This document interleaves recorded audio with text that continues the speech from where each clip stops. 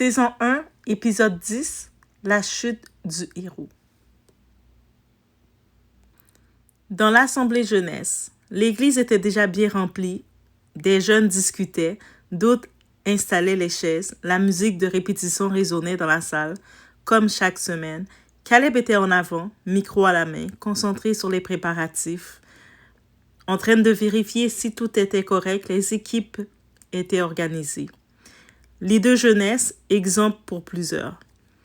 Jusqu'au moment où il aperçut 2 personnes entrer. Il ne pouvait pas les ignorer. Elles étaient là devant lui. Au fond de lui, il se sentait mal, gêné, mais il ne pouvait pas laisser paraître. Jusqu'au moment où il aperçut les 2 personnes entrer, c'était Vanessa et China. Son visage changea immédiatement. Le malaise, la culpabilité, puis la fuite. Il détourna aussitôt les yeux, comme si elle n'existait pas, comme si Vanessa était une étrangère. Vanessa s'arrêta net. Elle venait de comprendre. Il ne comptait même pas lui parler. Pas d'explication, pas d'excuse, pas même un bonjour. Rien, absolument rien. Ses yeux se remplirent immédiatement de larmes. Chana se tourna vers elle. « Vanessa !» Vanessa secoua la tête, puis fit demi-tour. Elle quitta la salle presque en courant. China se sentit la rage l'envahir et cria d'une voix assez forte. « Sérieusement ?» en regardant Caleb.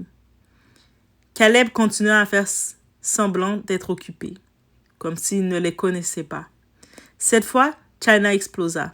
« Tu es un vrai salaud, Caleb. » Toute la salle se retourna. Le silence tomba. Caleb resta figé, mais ne répondit pas. China lui lança un regard de dégoût, puis partit rejoindre Vanessa. À quelques mètres de là, Maya et Daniel avaient assisté à toute la scène. Maya se tourna vers Daniel. Qu'est-ce qui vient de se passer? Aucune idée. Ils décidèrent de suivre China vers l'extérieur du bâtiment, curieux de savoir c'est quoi qui se passait. Ils étaient devant l'église. Vanessa pleurait sur un banc. China était assise à côté d'elle, tentant de la consoler du mieux qu'elle pouvait. Quelques secondes plus tard, Maya et Daniel arrivèrent. Maya? Vanessa? Vanessa essuya rapidement ses larmes, mais il était trop tard. Tout le monde les avait vus. Chana se tourna vers eux. Vous méritez de savoir. Maya fronça les sourcils, puis Chana raconta tout. La soirée, la visite chez Vanessa de Caleb, le lendemain matin son comportement et surtout le blocage sans aucune explication. Et maintenant, l'humiliation publique, il se comportait comme si il ne la connaissait pas. Elle ne méritait même pas une explication de sa part. Le visage de Maya se décomposa. Attends, il t'a bloqué? Oui. Sans explication? Vanessa hocha la tête. Maya resta bouche bée. Wow! Même Daniel semblait surpris. Je suis trop choquée de lui. En vrai? Elle croisa les bras. Tu as bien fait de friendzone ce bouffon, ma soeur. China. Quoi? Je suis fâchée. Vanessa éclata de nouveau en sanglots. Daniel s'agenouilla devant elle. Bon. Tout le monde le regarda. Je crois qu'on a tous besoin de manger, de reprendre un peu de force, de changer les idées. Je ne sais pas pour vous, mais ça serait peut-être une suggestion. Le silence. Puis il sourit.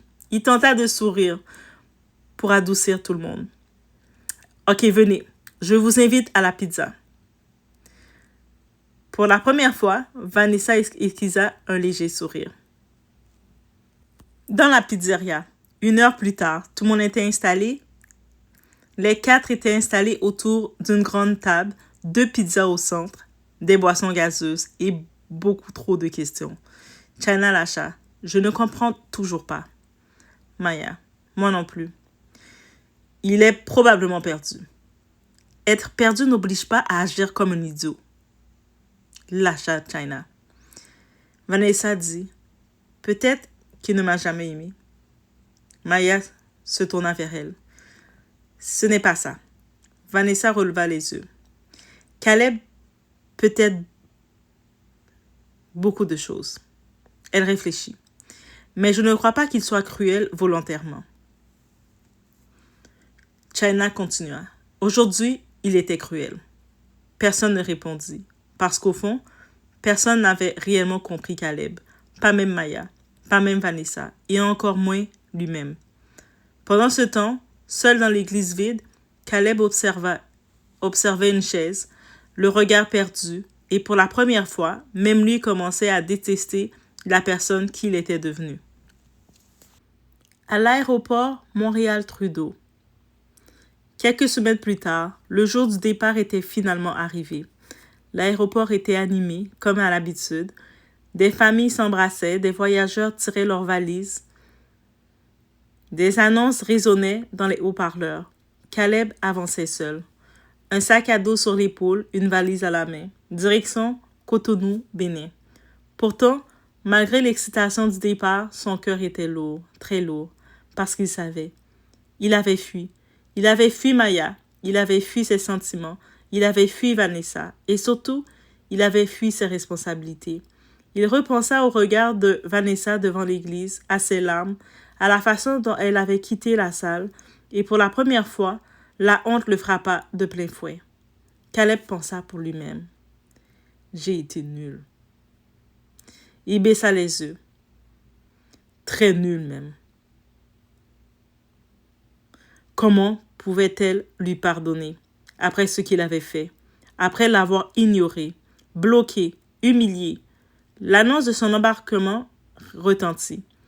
Caleb inspira profondément, puis se dirigea vers la porte, sans savoir que sa vie était sur le point de bousculer. À jamais. Pendant ce temps, clinique médicale à Montréal. L'ambiance était calme, presque silencieuse. Vanessa était assise dans une petite salle de consultation. China était à côté d'elle.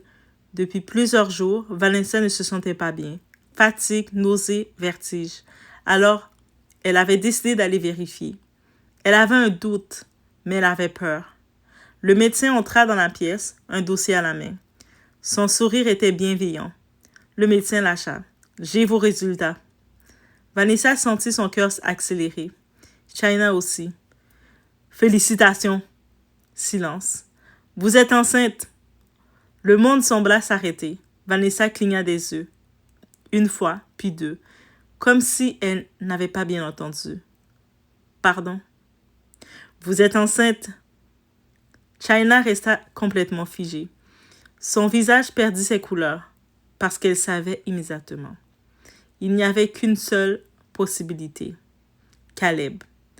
Vanessa porta une main à sa bouche. Les larmes montèrent instantanément. Ni de joie, ni de tristesse. Simplement de choc. Un choc immense.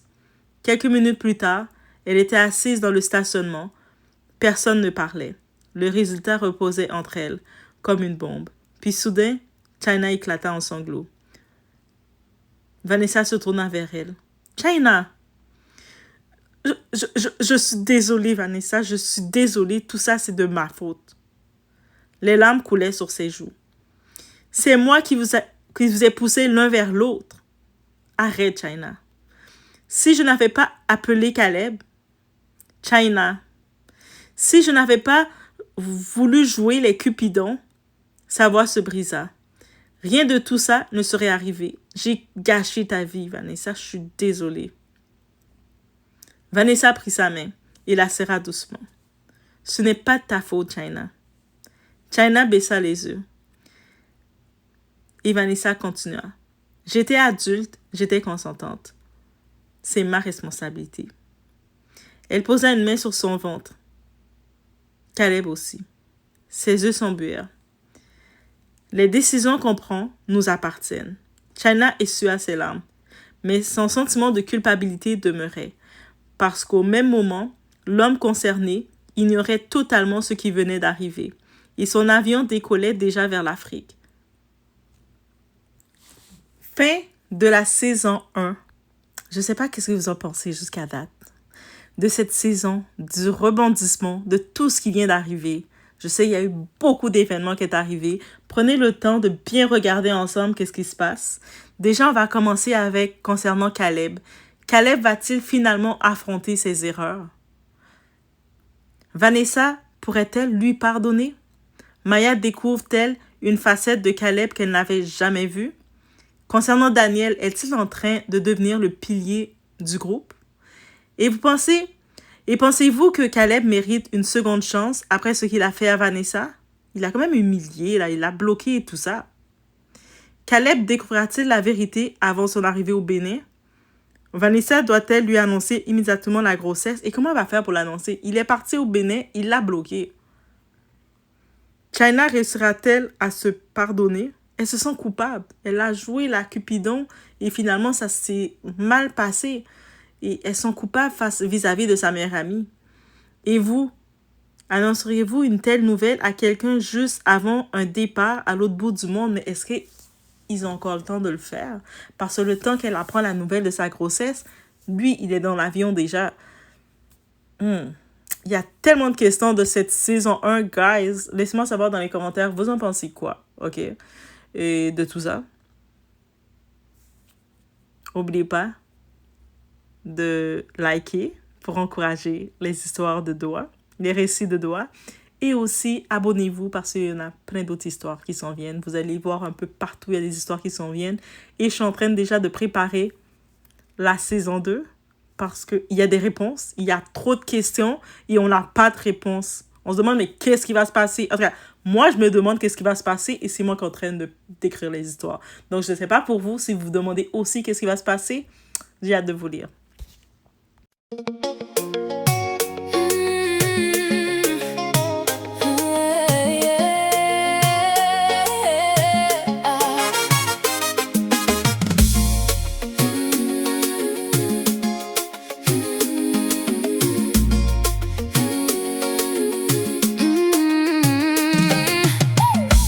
Sorti dans même racine, mais nous pas marcher même chemin.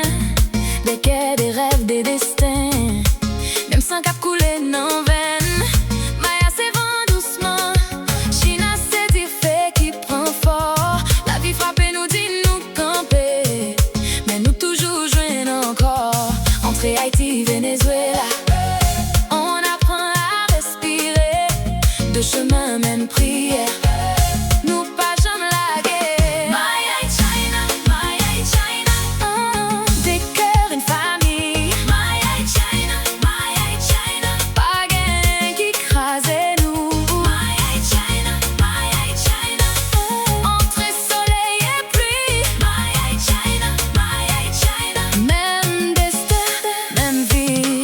Hermanas, una historia, dos caminos por andar. Maya busca la belleza, China quiere conquistar. Pero juntas contra el mundo, on se relève sans bris. Quand le doute ferme la porte, nous ouvrit l'avenir la nuit. Quand la vie nous met à l'épreuve, on se tient fort. Toujours, peu importe la distance, l'amour revient au jour. Maya China, Maya China. Des cœurs, une famille. Maya China, Maya China.